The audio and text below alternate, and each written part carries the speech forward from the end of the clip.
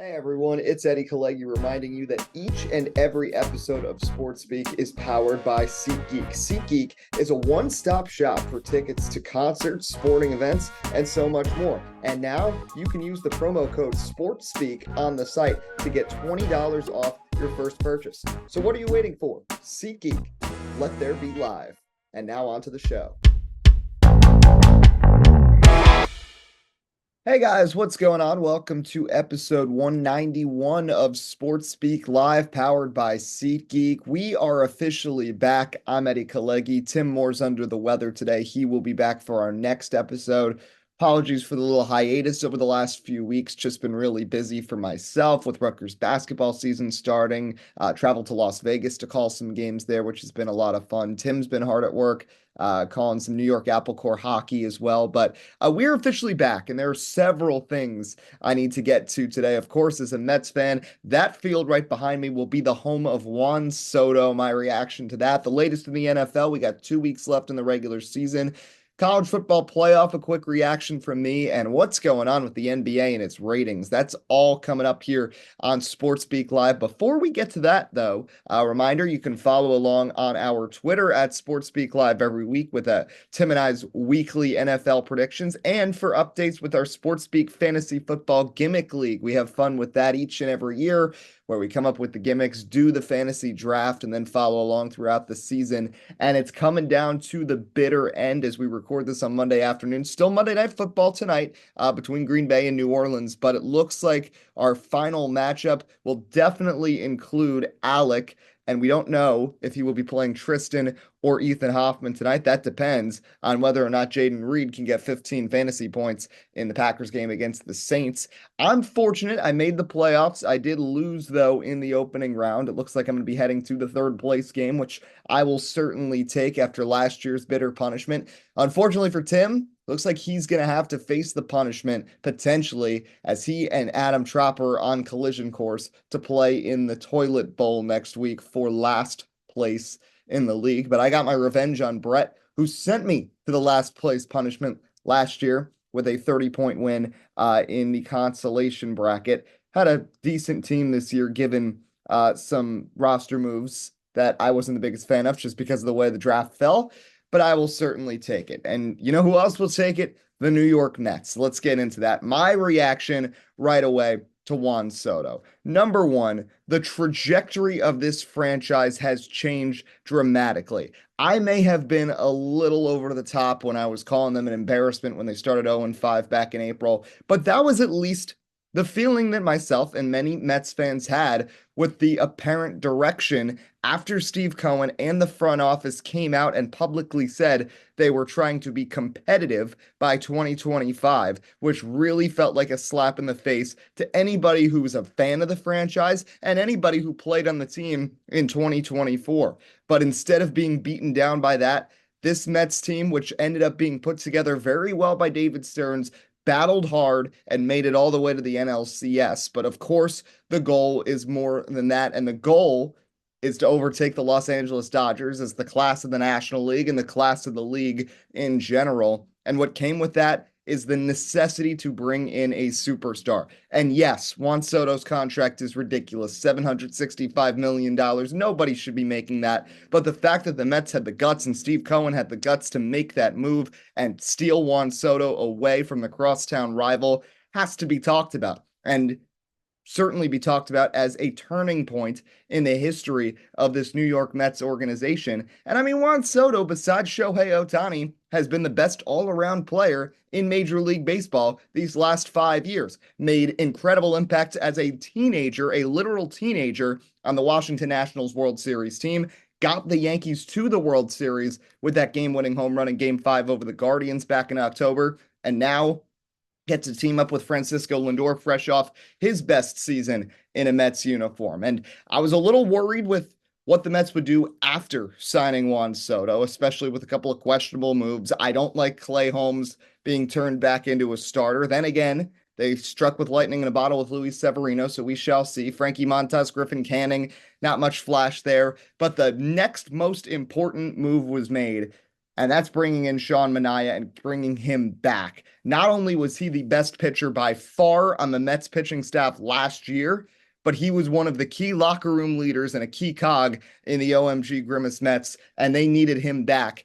3 years, $75 million, I think isn't too much to spend, especially when you consider the way the market for pitchers was going. And in general, the market, this whole free agency, we have seen teams paying sky high prices for players that you did not think had that market value. That's been the story this entire month of December. So you bring in Sean Manaea if you're the Mets. Now the one looming question is, does Pete Alonso come back or not? I could see it going either way, but with other first basemen being signed and Pete Alonso still sitting there, it's pretty obvious that the market for Pete Alonso just isn't there. So it almost feels like he may have to settle for the hometown discount with the Mets. We shall see.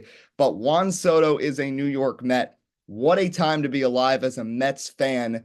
But I think if you're a Yankees fan, you should not be devastated by this. Obviously, there's going to be the criticizers who say, hey, Brian Cashman can't retain talent. Brian Cashman isn't making big splashes. But the fact that Juan Soto made his decision as early as he did gave the Yankees the flexibility where that money, which they were willing to spend upwards of $700 million, potentially more, to bring in Juan Soto, they were in the driver's seat to get him to stay before Steve Cohen swept in at the 11th hour. But the Yankees, because he made that decision in early December, then had a quick pivot point and a blueprint where, hey, there is tons of talent still on the market that they can bring in. And they have certainly done that. They have bolstered the rotation. They have bolstered the lineup.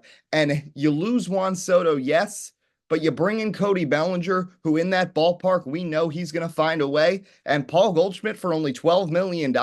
Goldschmidt is still easily a top 10 first baseman in Major League Baseball and could have a resurgence in a one-year contract, playing on a contract year at Yankee Stadium, which again is favorable to power hitters. So despite losing Soto, I think the Yankees have truly maximized so far in their plan B efforts. You want Juan Soto, but I think the consolation prizes, all of them, Max Fried as well, have been good additions for the Yankees. So while when Tim comes on here, he's probably going to have a meltdown that they're not signing Nolan Arenado or whatever, I think if you're a Yankee fan, you can't be that upset.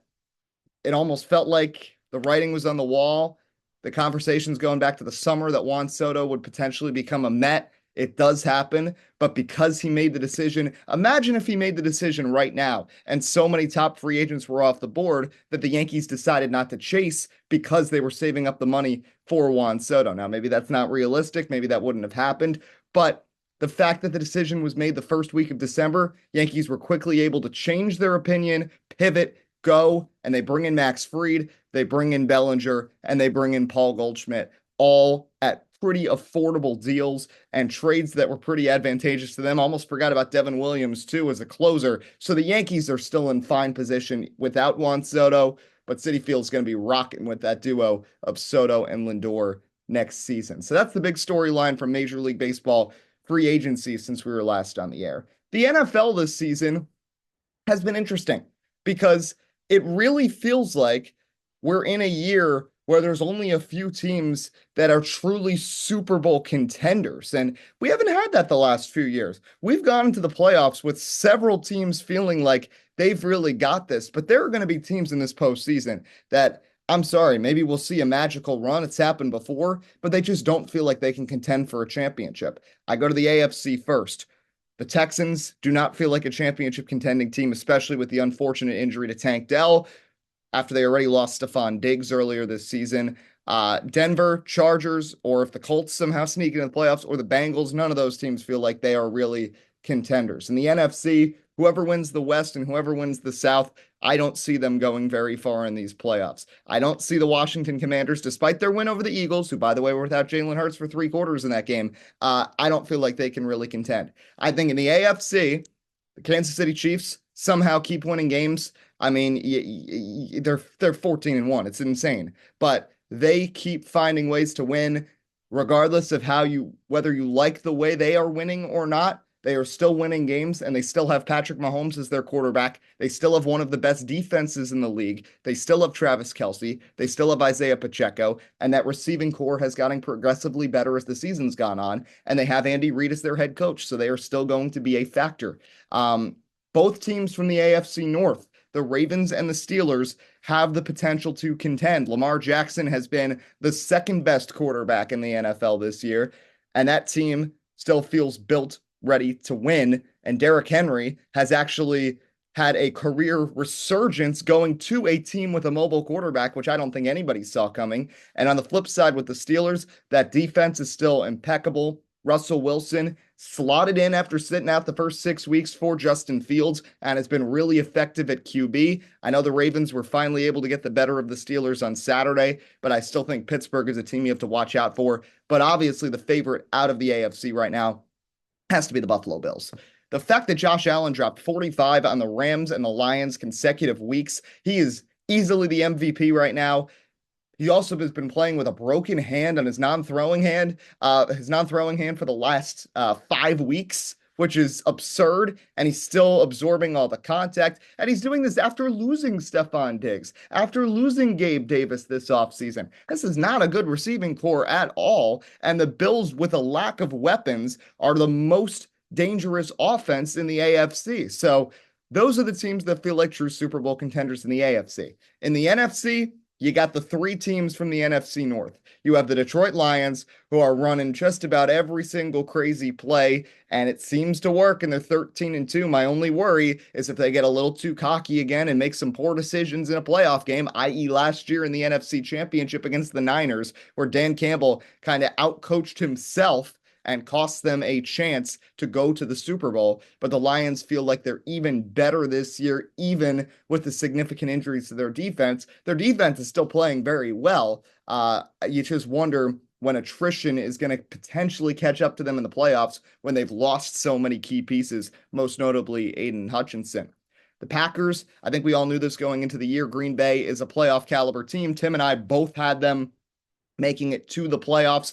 I had San Francisco beating the Texans in the Super Bowl, so I was way off, but I was right on this one. Jordan Love has become the next one in Green Bay after Favre and after Rodgers, and he's shown it yet again. Packers have a good receiving core. They have a good defense. They have a good O-line, which has produced holes for Josh Jacobs to have a great year, replacing Aaron Jones as the Packers' lead back.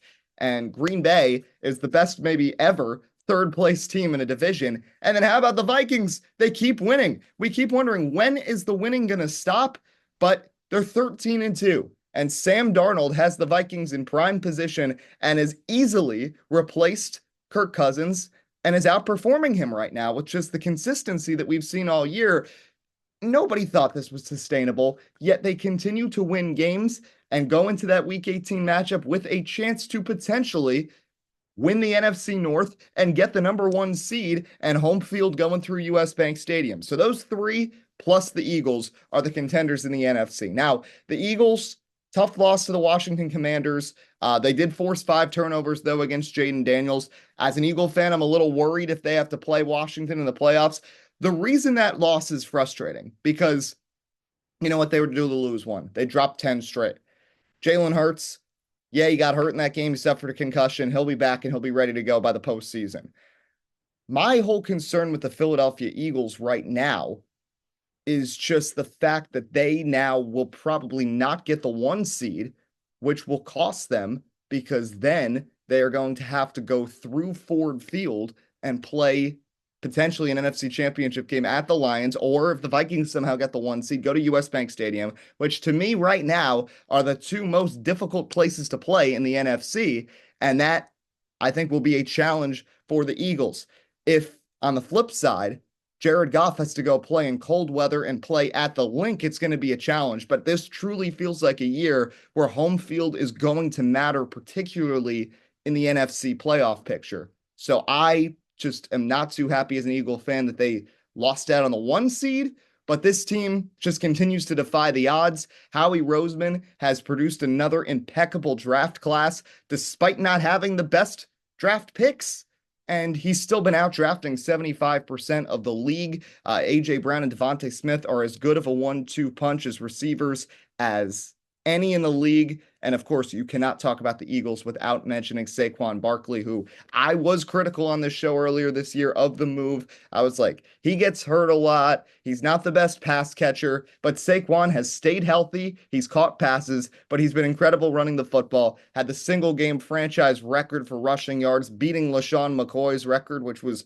hard to believe in that Sunday night football game against the Rams. Saquon has been the best skill position player in the league this year. And the Philadelphia Eagles, despite Nick Sirianni's coaching still being questionable at times, have themselves in position. So right now, I feel like when you go into the playoffs in a couple of weeks, you have 8 true contenders for the Super Bowl out of the NFC. It's the trio from the North and the Eagles. And then you got the Bills, the Chiefs, the Steelers, the Ravens out of the AFC.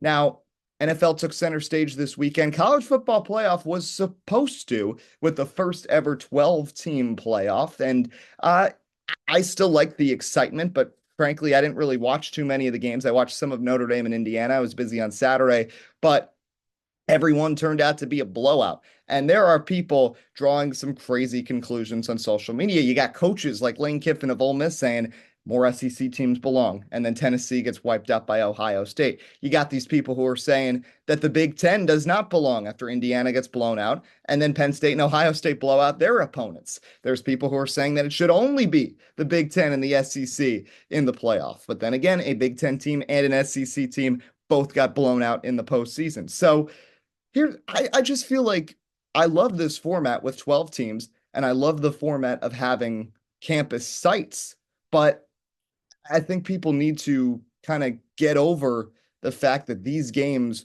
weren't that competitive and just realize that was just a victim of circumstance for this year.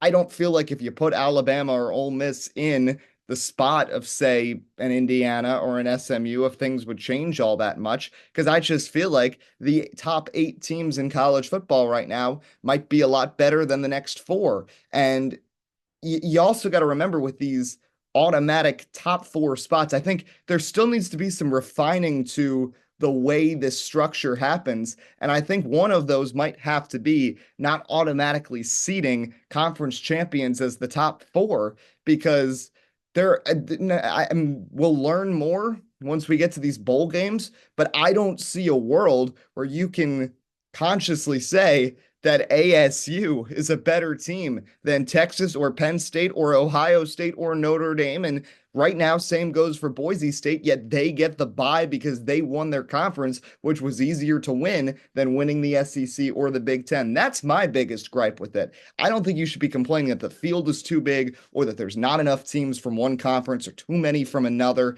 The format is fine. I think we just need to be a little smarter with the seating. And I think people also have to understand that sometimes blowouts are bound to happen. There are years where the wild card round for the NFL is full of stinkers, and then it picks up in the divisional round. I think back to 3 years ago when you had that crazy divisional round marked by the Chiefs-Bills game.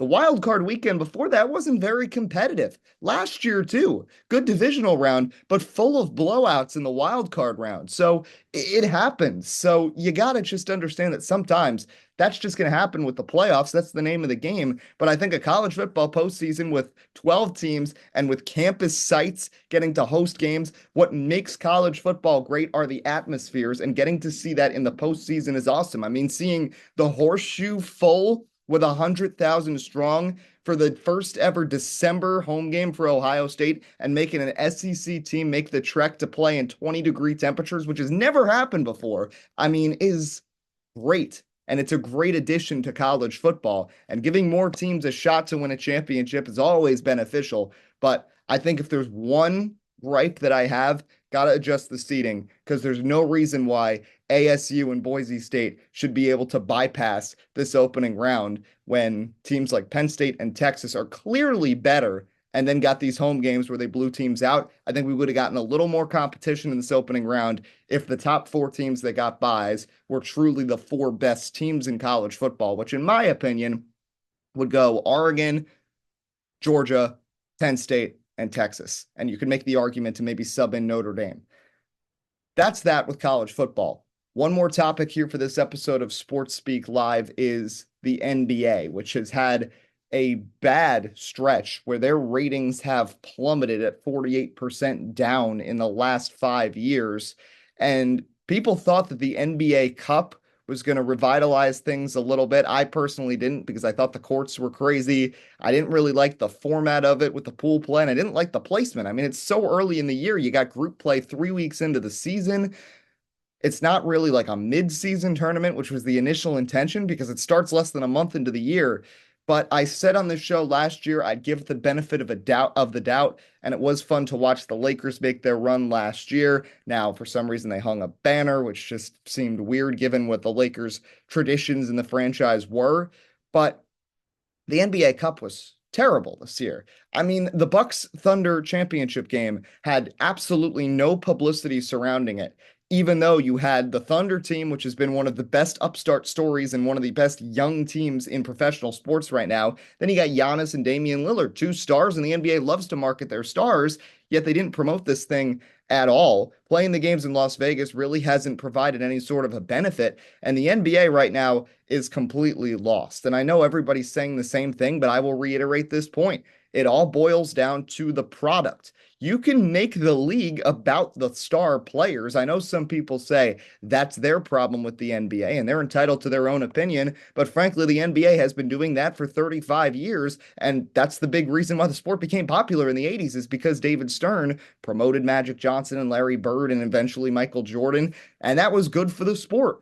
We thought the NBA was going to take off about 9, 10 years ago when, despite the fact that it was a predictable Cavs Warriors final every year, they were drawing record numbers. And the league was successfully promoting LeBron and Steph Curry and Kevin Durant. But the fact that we're 10 years from now, 10 years later, and the NBA is stuck still trying to promote LeBron and Steph and Kevin Durant, who 5 years from now all will not be in the league, is a clear problem.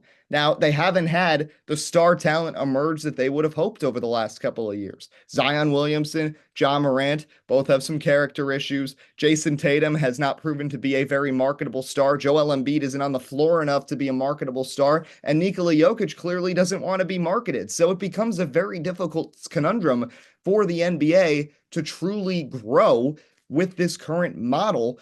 So that's a frustrating point. But again, that's not the root cause here. The root problem is the product of the game. The number of three-pointers that are taken now is absolutely ridiculous, and there's not enough physicality in the game. When you watch an NBA game versus a college basketball game, this is coming from someone who just loves the sport of basketball and can appreciate both, but I get much more enjoyment watching a college basketball game than an NBA game because the defense is still present. And in the NBA, yes, you have rim protectors like Victor Wembanyama and his 10 blocks, but the defense isn't nearly at the level that it should be, and it's really cost the sport.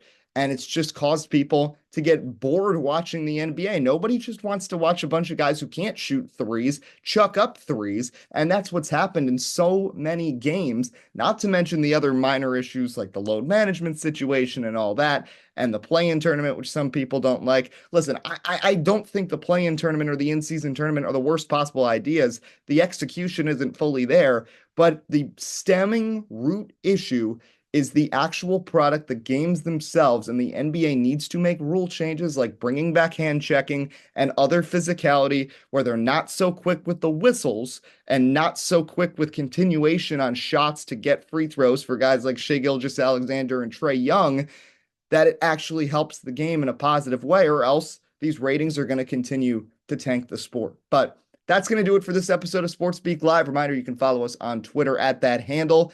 Tim will be back on our next episode. I want to get his thoughts on what's going on with the New York Giants for sure. And we'll keep you updated on the Sports Speak Fantasy Football Gimmick League as well. But I'm Eddie Kalegi signing off here of Sports Speak Live. We will talk to you next time. Enjoy Christmas and Hanukkah. Whatever you celebrate, happy holidays.